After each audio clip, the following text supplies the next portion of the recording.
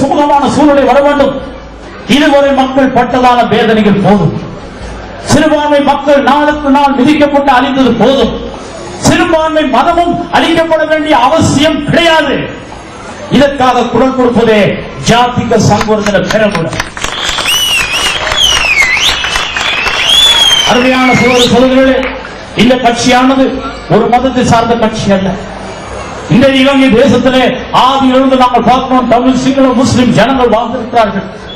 எல்லாரும் தங்களுடைய சொந்த சுயாதீனத்தின் பிரகாரமாக தங்களுடைய தெய்வங்களை வழிபடுகிறார்கள். ஒவ்வொரு மனிதனுக்கும் தன்னுடைய சொந்த உரிமையானது இருக்க வேண்டும். மதங்களிலே மனுஷனுக்கு உரிமை இருக்க வேண்டும். வீடுகளிலே வாழுகிறதிலே மனுஷனுக்கு உரிமை இருக்க வேண்டும். தன்னுடைய பெயரை எழுதுகிறதிலே அவனுக்கு உரிமை இருக்க வேண்டும்.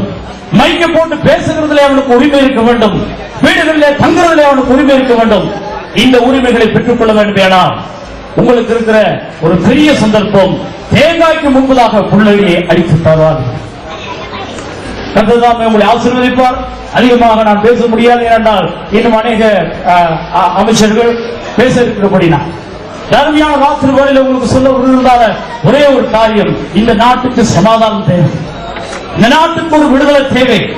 அந்த விடுதலையை பெற்றுக் கொள்ள வேண்டும் என்று முழுமையான அன்பின் நோக்கம் உங்களுக்கு இருக்குமையானால் உங்களுக்காக எழும்பி நிற்கிற, இந்த நாட்டினுடைய சமாதானத்துக்காக எழும்பி நிற்கிற, உங்களுடைய ஜீவியத்தை காப்பதற்காக கிறிஸ்துவத்தை, இந்துவை, உலகத்தில் இருக்கிற சகல மதங்களை ஒன்றாய் நேசிக்கிறதான ஒரு கட்சி தேவை, ஒரு தலைவர் தேவை.